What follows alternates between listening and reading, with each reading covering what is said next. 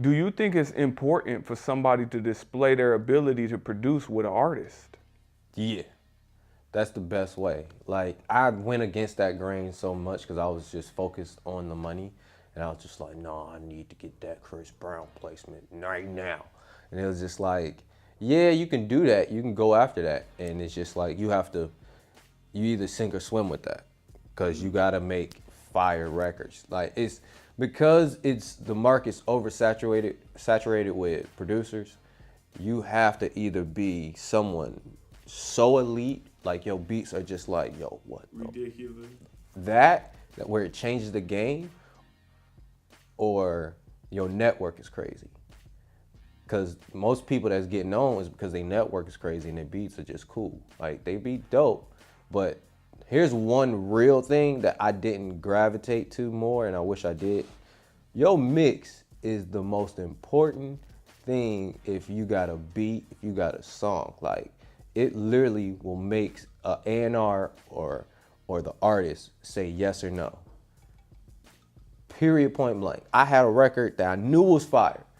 Didn't have it mixed all the way. It was still in Logic. Had a little mini mix on it. Press play. They were like, oh yeah, yeah, it's cool. What else you got? All right. And I was just like, I felt some type of way because I was like, I knew that was the one. Got it mixed like 3 months later. Saw him again at the studio 6 months later. Pressed it again. He was like, yo, this is it. Like, bro, Where's the this same been one. at? Yeah. And I was just like, yo, I played this for you back then. Like, but it's just like, it's your mix, your network, and consistency. Like, over time, this is the thing about it. And it's just like, this is why finding a studio home is key. If you find, and you have to find people that are better than you. Because that's the only way you're going to get better. Like, always be around people that's better than you. Because then you just going to be that, just always be that fly on the wall. And it just be like, okay, you did what? Okay, cool. All right, cool. I'm going to go home and I'm going to do something that's going to flip, that's going to challenge that. And then when you do that, you start elevate. And then once you start doing it on a consistent basis, putting out a beat ain't nothing. Because one of the problems that most producers, if not all, is unfinished beats. We know that all too well. I got like 400 finished records.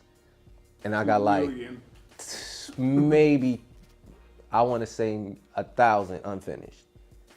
Mm-hmm. I'm so glad that you brought up the mix. I was literally telling my brother about this. I'm like, listen, my brother and one of my partners, I'm like, y'all have to get better mixing and mastering, because I'm going to a studio like your studio and I'm getting a chance to pop in. This is what my boys sound like. All right, cool. I'm gonna give them a chance. I'm like, it's gonna sound like the volume got turned down.